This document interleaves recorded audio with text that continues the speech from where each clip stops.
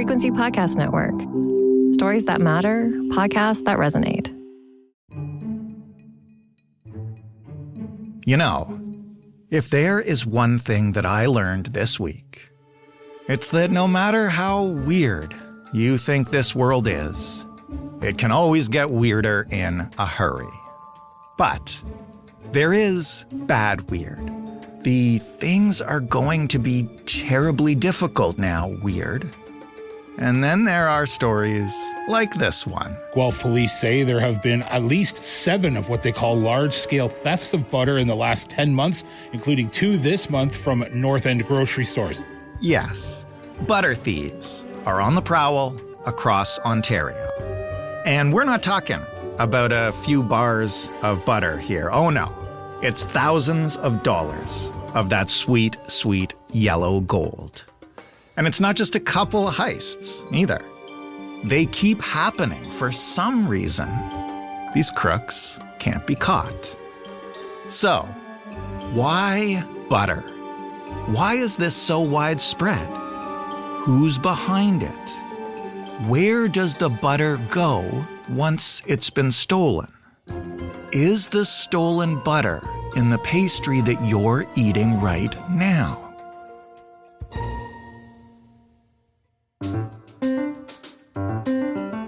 I'm Jordan Heath Rawlings. This is The Big Story. Mark Colley is a general assignment reporter for the Toronto Star and currently the man on the butter beat. Hello, Mark. Hi, Jordan. Maybe you can start with just when did you or somebody else at the Star realize that this wasn't a one-off butter heist? This was a trend that was happening in more places and we need to investigate what's going on here. Yeah. So, I mean, the place where this all starts is Guelph. Guelph police put out a press release in October that mentions that, $930 some odd worth of butter have been stolen from this grocery store.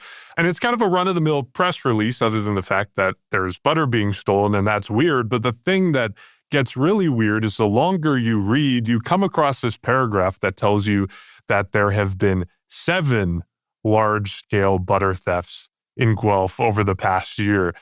And that's a really strange thing to read. And so obviously a couple places have picked up on this. We came across it in some local media. And like everyone else who hears this story, you kind of stop and go, okay, why the heck are people stealing butter? Where is this butter going? How much is $1,000 worth of butter? How far does $1,000 worth of butter go?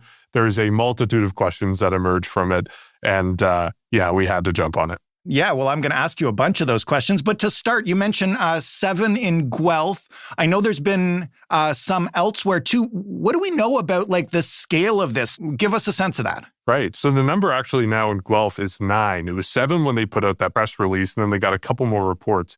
So we're talking about 9 large-scale butter thefts in Guelph. We've also had one in Brantford, which is about an hour south of Guelph, and that was $1,200 worth of butter that was stolen about a week ago in a grocery store there. So it's certainly not an isolated issue. And Guelph police, they use the word large scale, but I already tossed out some of those numbers. It's generally speaking between $900 and $1,000 worth of butter each time. So, I mean, there's been some thefts that are less. There was one that was $300, one that was $500. There's been one that was more. Actually, the first theft that was reported to police was more than $1,000 worth of butter. And of course, you've got that Brantford theft.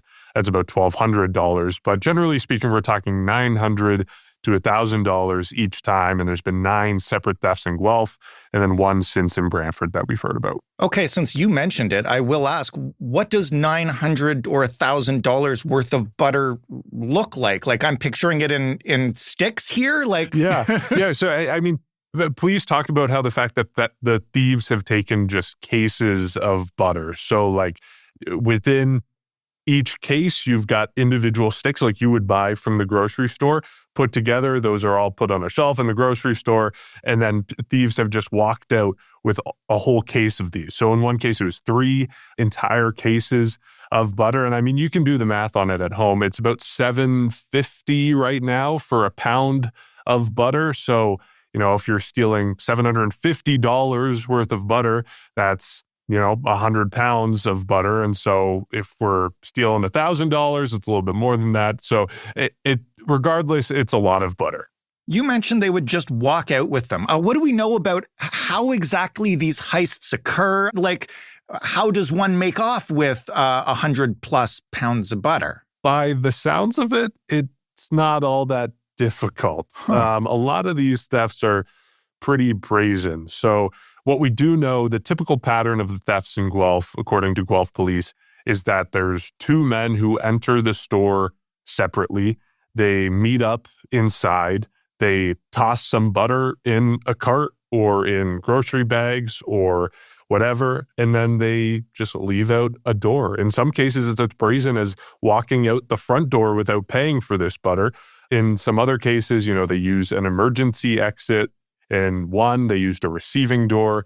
But yeah, it doesn't seem particularly complex or elaborate. It is walking into a store, grabbing a whole load of butter, and walking out. Some of the other commonalities between these, the suspect descriptions in Guelph, at least, are pretty similar. It's usually men who are between 5'6" and 5'8". They're described by police as brown-skinned. Sometimes they're wearing a baseball cap. In one case, one of the men had a bandaged leg. So there are sort of these similarities in the way the suspects are described, in the way the cases happen. But right now, Guelph police are saying that they don't know whether they're connected or not.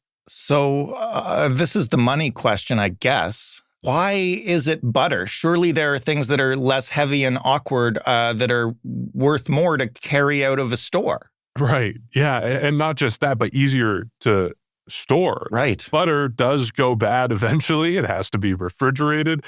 And so, yeah, the question of why would you steal butter is kind of one of the money questions here, one of many money questions here. There's a couple of factors at play. The first most obvious thing that anyone who has been buying butter over the last couple of years can say is that butter is expensive. Like everything in our country, things have gone up in price over the past few years, and butter is no exception to that. And so butter is on that list of things that are expensive commodities now. But another factor at play with relation to cost is that regardless of inflation or anything else, butter is just an expensive item to begin with. It's more expensive than other dairy products because the demand for milk fat tends to be higher than the demand for milk protein, and that makes butter more expensive than other dairy products. And then I think there's kind of a third thing at play that you can boil all of this down to when you're asking why is someone stealing butter, or with any object, like why is someone stealing beef from a grocery store or any strange object that you may come across. And the answer really is just that there's a market for it. People wouldn't be stealing butter if people weren't willing to pay for butter on the other end of this transaction. And so in some ways, it's no different than any other black market. There is a market for butter, clearly. And so people are going to steal butter because people will pay for butter. Here's another question then, and you mentioned this in your article when you're speaking to people who use a lot of butter, I guess, is why does the type of butter here matter when we're trying to divine a motive for, regardless of the money aspect, what is still a rather strange heist? So I will readily admit I am not a baker. I'm not a butter expert to begin with. I use margarine in the morning on my toast and not actual butter. So I was kind of out of my depth going into this. So like you say, I called up a bakery in Guelph, Polestar Hearth Bakery. It's run by a guy named Jesse. And when I asked him, why would someone be stealing butter? How do I track this down? The question he posed to me was, what type of butter are they stealing? And as it turns out, it could be an important question and an important answer to find to figure out what's going on here. So unsalted butter, that's what you would use in baking. It gives you a lot of control over the recipe. And so Jesse from Polestar, he was saying if they're stealing unsalted butter, he would guess that this butter is going to bakeries. It's going for industrial use to be used in recipes and baked into bread or croissants or cookies or whatever it may be. Salted butter, on the other hand, that's what you would typically have on your counter to butter toast if you're not a margarine user like I am. Right. And so if they're stealing salted butter, Jesse was guessing that this butter is probably going to individual buyers. So it's going to people like you and me who might be buying butter and sticking it on the counter and buttering toast. Unfortunately, the answer to Jesse's question is a little bit less illuminating. I asked Guelph police, what type of butter are they stealing? And the answer was that they're stealing both. They're stealing salted and unsalted, seemingly indiscriminately. And they're also stealing ghee, which is a type of butter used in Indian cooking. So unfortunately, the answer of what type of butter doesn't actually lead us anywhere in this case.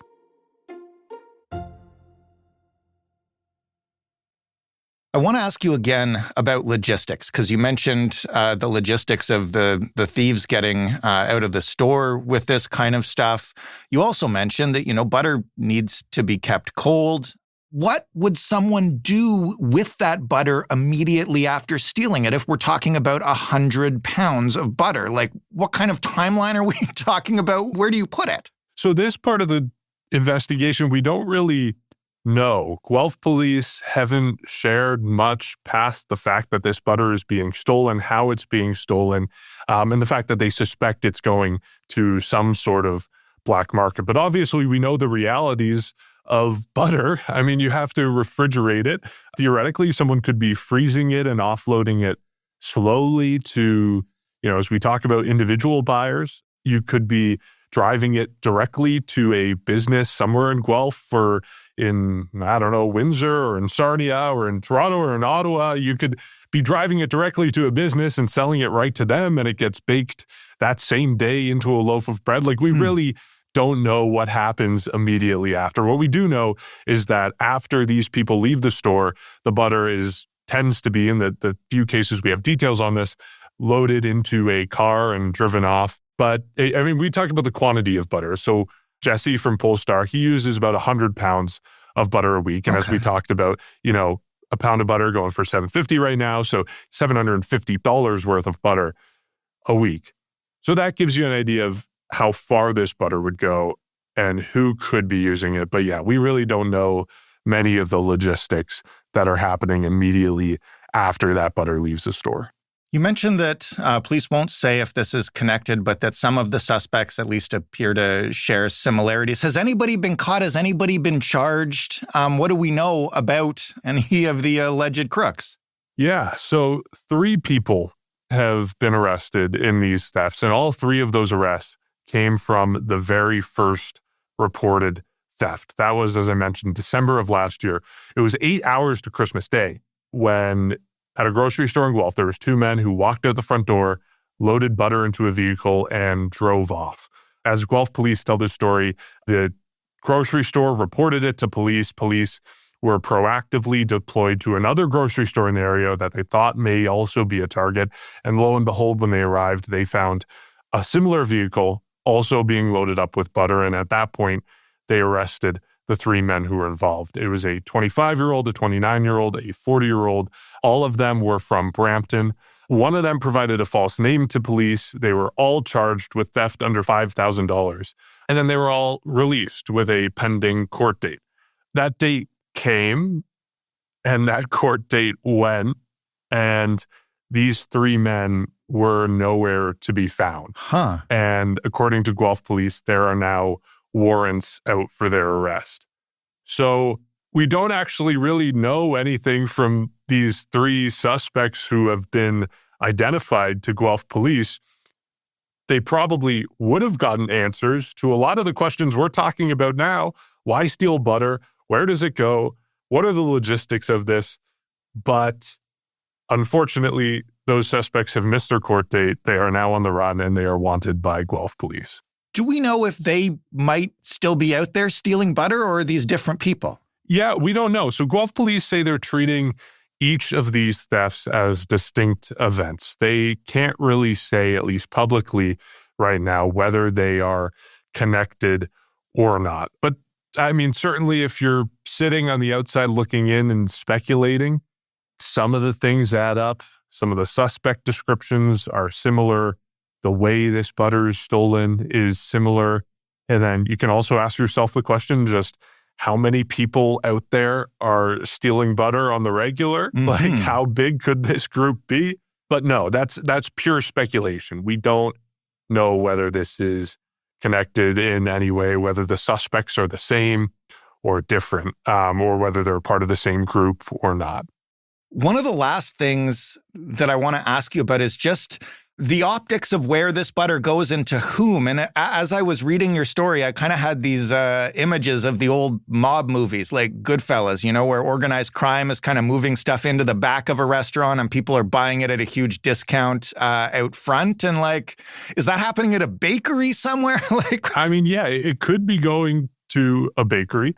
We all know kind of the economic pressures that we're all feeling in Canada right now. Restaurants, bakeries, a lot of industries are feeling the crunch of inflation just as much as everyone. And so you can imagine a situation where, a bakery, their margins may be thin and they might be thinking to themselves like, look, if I can get my butter for just a little bit cheaper every month, then maybe I can pay my bills at the end of the month and I can stay open for another month.